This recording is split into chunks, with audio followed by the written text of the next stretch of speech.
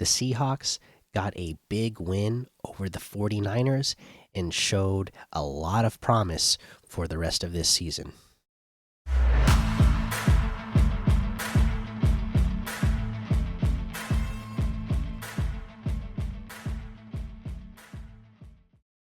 Welcome back to the Seattle Sports Show, where we love Seattle pro sports. I'm your host, Mikey, and today we are here to talk about the Seattle Seahawks win over the 49ers a week ago. So sorry again that I have not got to talk about this until now, but I have been dealing with another cold slash sickness or whatever I'm dealing with for the last week, and I just have not been able to record an episode of this podcast. Trust me, I really wanted to after watching that big win over the 49ers and all the great stuff we saw in there. Just wasn't able to. Feeling better now, so let's talk about it, and we'll do a little preview for the game against the Cardinals that's going on later today that I'm recording this. Okay. So there was a lot of improvement, okay, in this second time around of going up against the 49ers here. That first game, remember, that was a game that we were playing our third game in like a 10-day or 11-day period, whatever it was, and now we get to face the 49ers coming out of a bye week, so actual time to prepare. The coaching staff had time to prepare new things, coach new things, self-scout this team and make changes. We had traded our leading tackler, linebacker, just got rid of him. All right, to say, Ernest Jones, you are now the lead man, and Tyrese Knight, it's time for you to step up as a rookie, and we got to see what we have in you. And then we got Abe Lucas back. Connor Williams retired, so we got to have Olu Oluwatimi start at center. A lot happened in this bye week. A lot of changes. A lot of changes that, or I guess a big change that you weren't expecting to make, or they maybe didn't want to make. But then a lot of self-scouting done by the coaching staff, and they made changes that need to be made. And again, I don't want to get too into it because we're coming off a win, and that's a positive. But it does make me wonder, like, how well does John Schneider really know the talent that this coaching staff needs, or just what is needed in the NFL nowadays? It took this new coaching staff to come in and actually have some time to be like, okay, well, here's what you brought us, and here's what you gave us. We need new ingredients to make something better. Hopefully, this coming off season, they have more time to gel, and John Schneider will really learn what from this coaching staff what they want, and make better choices throughout the offseason process. Whether that's trades, free agency, and drafting. Just because it hasn't been great in recent years. So I don't know, maybe this coaching staff is the one that helps him, identify the right things and convinces him, hey, these are things that you should be going after. Like, linemen are more important than you think they are. But we'll see. Okay. But anyways, getting back to all these changes that improved, right? Like, my goodness, it was really day and night. Seeing Ernest Jones out there and Tyrese Knight out there play off of each other was so much better than what we had been getting previously. And no knock on those guys. Obviously, they've done well. right, to the previous guys. But maybe they just weren't the fits in this system. I know these were guys that John Schneider went out and got in the season, and I warned you guys. And some of you guys teased me that, in some of my mock drafts, I would like draft up to like 4 linebackers in the draft. I told you these linebackers. I was not convinced that the linebackers that John Schneider went and signed in free agency were the guys. I don't trust Pro Football Focus grades. I don't just say, oh, well, they have a good grade, so they're an excellent player. I watch tape, and then I let the play decide, not what some random arbitrary number says on some website. Okay, and clearly, Mike McDonald and this staff said, yeah, these aren't the guys. Thanks for your help, but you're not part of our future. I know everybody was thinking, oh, they signed them to 1-year deals, and then they're gonna, earn themselves big extensions because they're gonna play so good. Well, they're gone, and what we saw against the 49ers, like, it was day and night. Like, the run defense was so much improved because of the player getting out of your linebackers at that second level. And what you need to do in this kind of defense, when your defensive line is playing as good as it is, which is good that it is, because they have, that is one area of the team that John Schneider has poured a lot of resources into. When they're playing that good, the linebackers have to step up and, take the right angles and finish tackles. And that's what we saw against the 49ers, which is good because, again, this is a team that they had Christian McCaffrey back. So you're going up against like one of the elite running backs in the NFL, and you held him to 79 yards on 19 carries. That's really good in my eyes. And if you can keep that kind of play up, we're going to have a really good season, which is why I was saying a couple weeks ago, and some people were saying that we need to tank after we lost to the Rams. And I was saying no, because that's, you're, even if you tank the rest of the season, there's a chance you don't get, better than, the 8th, 9th, or 10th pick anyways. So you're not getting, an elite player, especially in this year's draft where there's not a lot of elite players. Like this year, when we do mock drafts, once the season is over, it's going to be a lot different from last year. I'm not going to be excited about a lot of players in this upcoming draft at least at this point in time. I'm not, and I don't think that's going to change. So that's why you don't want to tank. And if what we saw in this game is any indication what they're going to be going forward, that's why you really don't want to tank, because this team could, be a playoff contender if they play the way they did. Because, again, that run defense was so much improved with just new linebackers, and an actual week to prepare for this game. The offensive line, again, I was all set to go. You heard me talk about it in the offseason. I was all set for Oluwatimi to step up, be the starting center for this team. Based on what I saw out of him in college, I thought it was a steal that we got him in the 5th round. From what I saw out of him in training camp and preseason in his rookie year, I thought he had won the starting job. Pete Carroll on that staff decided not to give it to him, but the couple of games where he got to step in and play, it was like, wow, he looks really good. Why isn't he the starting center? Because we're having problems at center anyway. And then it continued to this year, where I said, okay, we saw a training camp, we got to see him sporadically throughout the season come in, and now we've seen a second training camp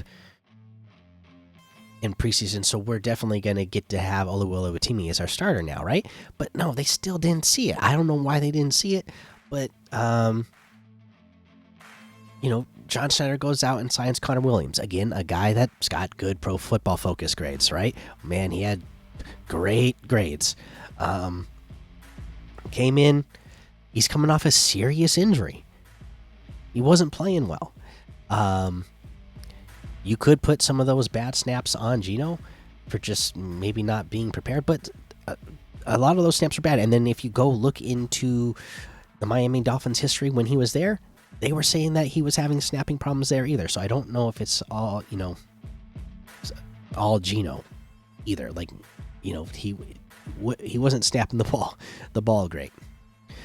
But Connor Williams, he decides to retire. So we finally get to see Oluwolotimi be given that starting center job. And what did he do? He came in here and he played the best game that we've seen at center in years now. It's been multiple years since we've seen that good a play out of the center spot on the offensive line.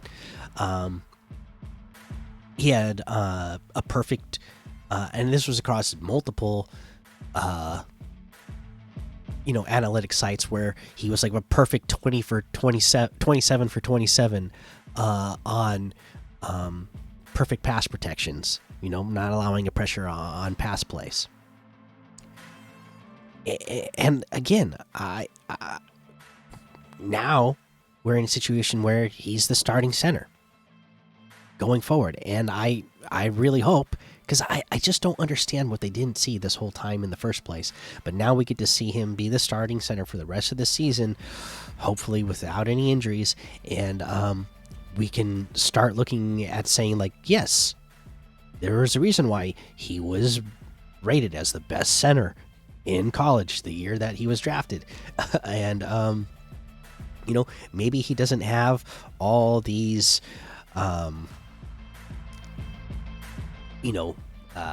relative sport or relative athletic stats that shows that he's like some sort of amazing athlete, but if you watch him play on the field, he's good. So hopefully we have that figured out. And that's going to help the passing game, which they love to do in this Ryan Grubb offense. And hopefully it's going to help improve the running game as well, which we really need. It's going to really, everything complements each other in football. The more the run game gets better, then that's also going to help the pass game get even better, on top of just having better protection for Geno, right? So yeah, we got to see just a lot of improvement, and then some other big things we saw. JSN, Jackson Smith and Jigba had another game, 10 receptions, 110 yards, so multiple games in a row now,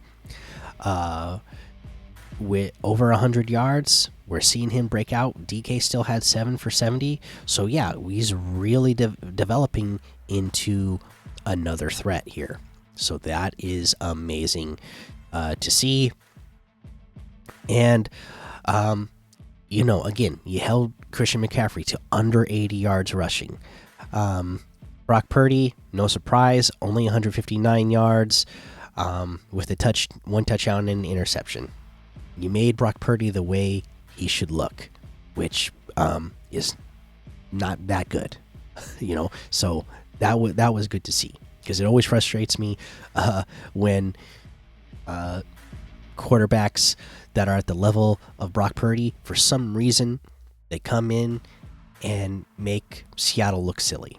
It's like, it's always like the guys, like Brock Purdy, Nick Mullins, Colt McCoys, all these guys that, aren't that good. That I don't know why the elite quarterbacks we could do good against, and then quarterbacks like of this caliber we struggle against, but finally we made him look the way we expect him to look. Their one lone receiver that you could say did good was Juwan Jennings, 10 receptions for 91 yards and a touchdown. And that was the one thing I think that you could look at as a negative. It's like we didn't completely shut them down. They had one guy that still did pretty decent. But otherwise, everything was improved. Again, the offensive line play, defensive line play, those linebackers, you know, everything was improved.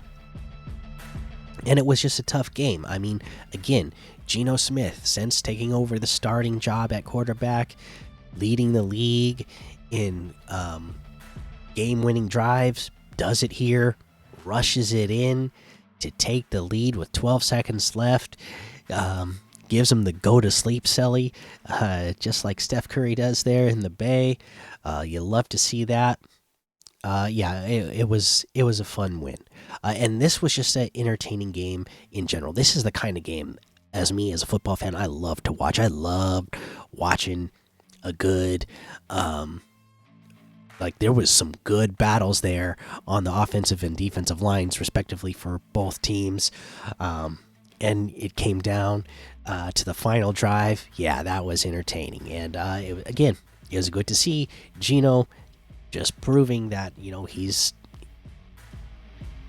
got it. He could be clutch in those moments. Yeah, again, just slightly looking ahead. It's going to be hard to not pay him. A decent amount. It's going to be interesting to see how much he's going to want with how well he's playing, but the age he's at, and see what the market is like out there for him after next season.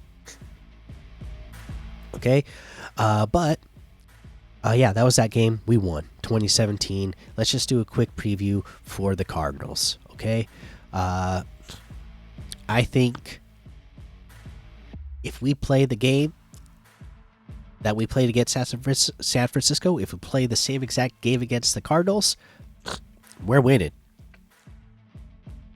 I say yes, please. Play good run defense again. Do not let James Conner run all over you, because this is the exact type of running back we've been having problems against all season long. Okay? James Conner gets a lot of yards after first contact. I do not have it in front of me, but I know he gets a lot of yards after first contact. But again, with Ernest Jones in there now, Tyrese Knight, it's looking like they're a lot more sure tackling.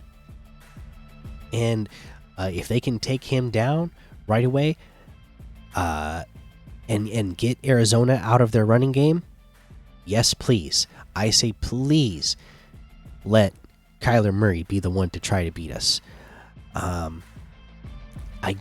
know Kyler Murray shows flashes of great stuff here and there, but it's not consistent. So if I'm gonna take my chances of saying here's the guy that we want to try to beat us, it's Kyler Murray. I want to see him be forced to have to throw the ball to try to beat our defense. Again, with the way our defensive line is playing, our corners and safety, again, another big change that has been happening for us recently in our secondary. Kobe Bryant playing safety the last couple of weeks with Rayshon Jenkins being out. I know he's listed as healthy for this game and he's active, but maybe Kobe Bryant, he's done enough to win that starting job, I think. And again, he's another guy I was saying in the offseason, this guy could be your safety. Maybe we didn't need to go side Rayshon Jenkins. And to this point, Kobe Bryant has looked better than Rayshon Jenkins, in my opinion. So, if this secondary can play like they've been playing, and now we've seen the defensive line play the way it plays, we've seen the improvement from the linebackers, yes, go ahead. Let Kyler Murray try. Let him try to beat us. Okay? Don't allow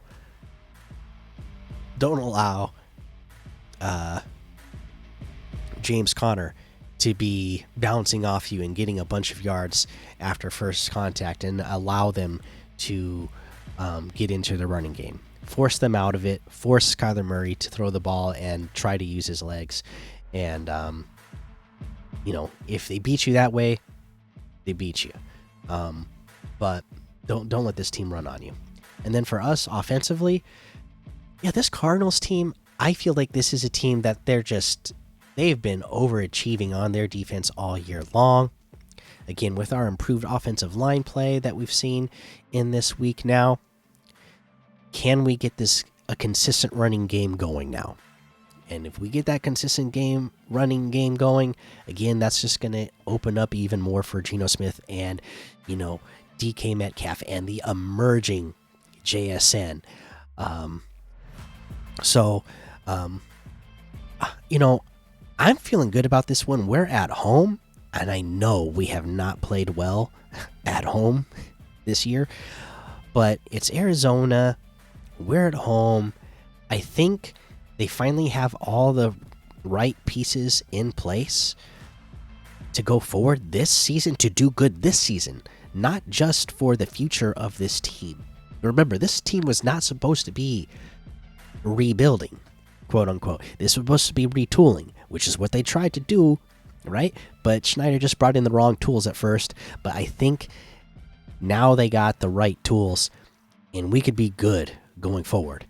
Especially looking at our schedule, I think it's very favorable for us to be, competing to win this division. If we beat the Cardinals today, we are then now at worst tied for first place, or we would be first place, right? Because we would have the tiebreaker over Cardinals. We would technically be in first place. I think it would also depend on what the Rams do, right? Because the Rams, if they won, they'd have the same record. I'm not going to go look at what the Rams record is.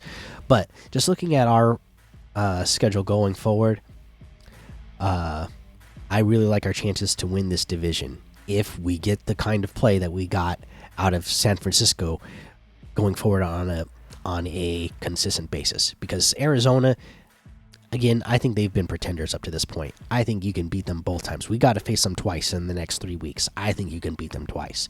The Jets, they are a complete mess. In between there, I mean, we could be looking at a 4-game winning streak before we have to head into a couple of tough games against Green Bay and Minnesota, who have been playing well. But